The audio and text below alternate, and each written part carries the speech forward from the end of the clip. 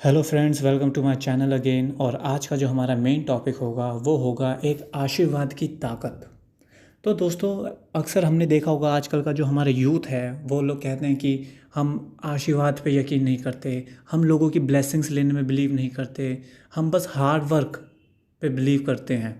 तो दोस्तों, मैं आपको ये बताना चाहता हूँ, हार्ड वर्क पे बिलीव करना इज़ अ गुड पॉइंट। आपको हार्ड वर्क करना भी चाहिए, पर आपको कभी भी ब्लेसिंग की पावर को कमज़ोर नहीं समझना चाहिए।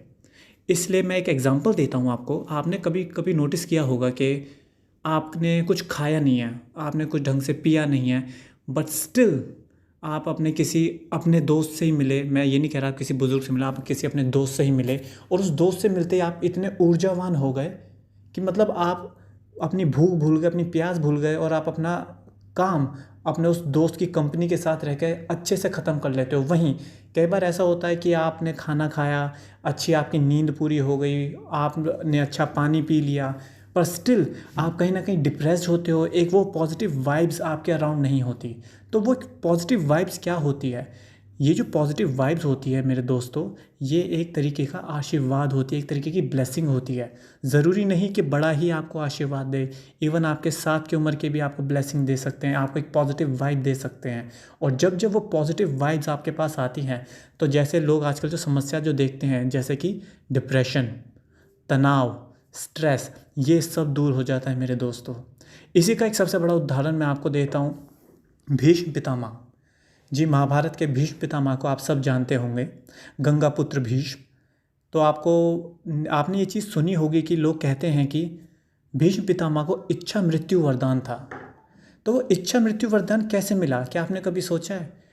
उनके एक प्रतिज्ञा, उनके एक प्रण ने उनके पिता का दिल जीत लिया था दोस्तों।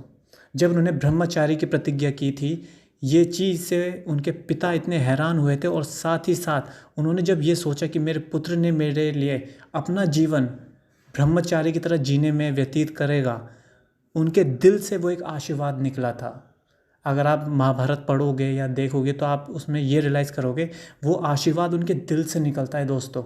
एक आम आदमी का आशीर्वाद, एक आम आदमी के विश्वास से ही आपने देखा होगा कि उस एक विश्वास ने ही देवव्रत को भीष्म पितामह बना दिया था दोस्तों।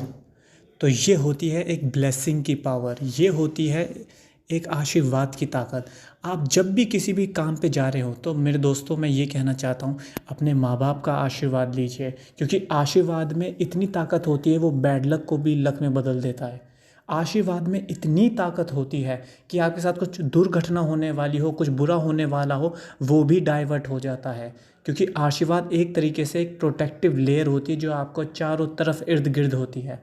इवन जब भी आप कोई गलत काम करते हो, कोई सिन आपसे हो जाता है, तो दोस्तों एक वो आशीर्वाद ही होता है जो आपको उस सिन, उस पाप से मुक्त भी कर सकता है।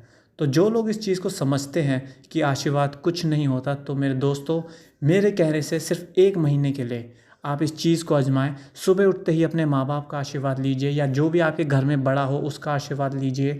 या फिर मैं ये कह रहा हूँ, किसी घर में कोई बड़ा भी नहीं है, तो जैसे आप बाहर देखते हो इतने बुज़ुर्ग लोग हैं आपके साथ के, या फिर अपने छोटे से भी आप वो ब्लेसिंग ले सकते हो दोस्तों। और 1 महीने इस चीज़ को करके देखिए, और उसके बाद देखिएगा कैसे आपका जीवन बदल जाता है। तो दोस्तों, जो मैंने आपको समझाया, आई होप आप समझे होंगे। Thank you very much for listening the video, और जल्दी ही मिलते हैं एक और ऐसी मोटिवेशनल वीडियो के साथ। थैंक यू वेरी मच दोस्तों।